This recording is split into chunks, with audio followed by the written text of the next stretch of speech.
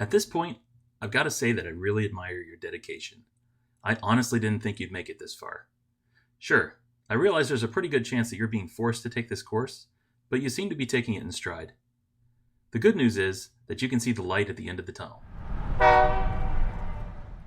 That just sounded like the wind to me. Tunnels are windy, you know. Just relax and stick with me a little longer. Now that you're completely calm and relaxed, and not at all worried about death by locomotive, let's have a little chat about RideAmp. Since you're such an attentive student, you're well aware at this point that RidePlayer has 16 speaker outputs, each capable of 25 watts of output power, or 50 watts if you bridge. As cool as that is, many attractions require a little more oomph to drive larger speakers like subwoofers, or arrays of speakers. Other attractions may be better suited to a more distributed audio system, where it makes sense to route a single network cable rather than multiple speaker cables or analog signals, especially for vehicles that require signals to pass through a spine or umbilical where resources are very limited. The need for this kind of flexibility is what makes our RideAmp family of products the perfect companion for RidePlayer. Leveraging the advantages of Dante and AES-67 network audio, RideAmp allows you to place power where you need it most and distribute to those areas with a clean digital signal over simple Ethernet cables. Setup is a breeze. First, you just need to wire one of RidePlayer's network audio ports to one of RideAmp's network audio ports. You'll notice that our RideAmp products have two ports. These are connected to an internal switch so that the audio network can be passed through the product and daisy-chained with up to 7 other RideAmp units. This saves resources by eliminating the need to install an external network switch. Once the RideAmp units are connected, you'll need to temporarily connect a computer to the audio network as well. This is purely for configuration purposes. Feel free to connect your computer to the second RidePlayer port, or to the second RideAmp port. Both will provide full access to the audio network. After that, we'll need to use Audinate's Dante controller software to configure the audio network and route audio between RidePlayer and the RideAmp units. This is a free download from Audinate's website, and they have versions available for both Mac and PC. Let's launch the software. Okay, the first thing you may see when you launch Dante Controller, especially for the first time, is it may ask you to select the network that you're connected to, as far as the audio network. Most computers have multiple network interfaces, that's why this is important. So I have two recommendations. One is to uncheck this shared Dante interface box, and the other is obviously to specifically pick the network that's connected to the Dante audio network. Another recommendation I have is to make sure that in your computer, only one network interface is enabled. Just through experience, we've seen that when you go to set the IP configuration of Dante devices, having more than one network interface enabled can cause some pretty serious problems. So make sure you only have one enabled. Okay. Now we can see here, my RidePlayer is already configured. I've got it on the 192.168.2 subnet. My RideAmp is visible, but it's on a completely different subnet.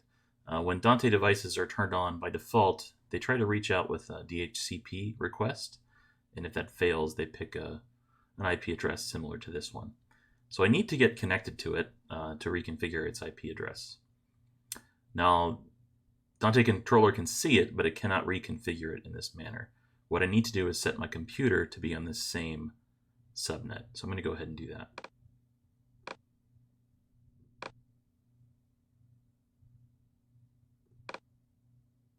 Okay. So what I'm going to do here is just put my computer on a similar subnet.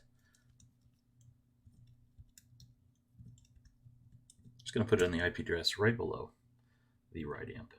Hit apply, and we're good to go.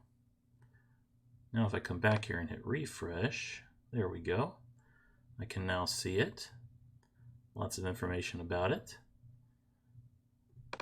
First thing I want to do is just set it to a manual IP address so that we can access it from now on.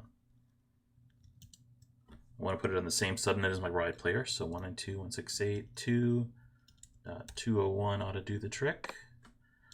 255.255.255.0. apply, and then reboot.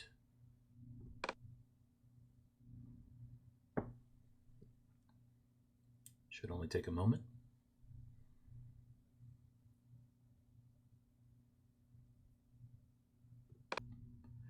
When we get back to the main screen, we notice that both the RidePlayer and RideAmp are flagged as red right now. And the reason for that is because they're now both on a different subnet than my computer. What I just need to do now is open back up my network preferences and pop my PC back onto that 192.168.2 subnet. Hit apply and then refresh. Now that we're fully connected, we can do a more thorough configuration here. So there's a couple things I recommend. The first is typically the RidePlayer will grab the master clock generation position, but just to be safe, I recommend checking this box to make it the preferred master. Okay. Another thing I recommend is to name your RideAmp. Say here in device config. Just give it a name that's descriptive. So if I was doing a coaster and this is in car 1, I might do something like this. Apply, and yes.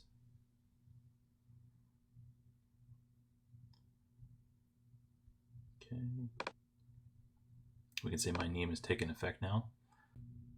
And now routing. This is how we define what channels of RidePlayer connect to which channels of the RideAmp. So we can see here, these are our transmitters up here. We can expand with this plus. So we can see that we have 16 transmitters on the RidePlayer. Those are our 16 channels, and 4 receivers on the RideAmp. So I could choose to do something like this.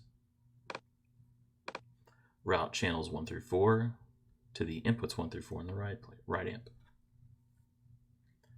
And it's that easy. Now that we're routed from RidePlayer to RideAmp, I'm going to go ahead and play our timeline here for scene 1. And we'll see that audio is being routed to our RideAmp. These little audio signal lights here will indicate when you're actually receiving an active signal. So it's always a good indication that you got a good connection.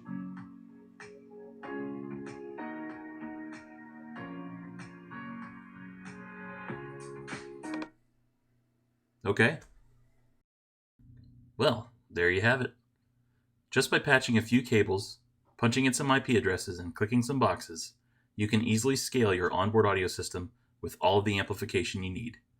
Now, all aboard! I'll see you guys at the next stop.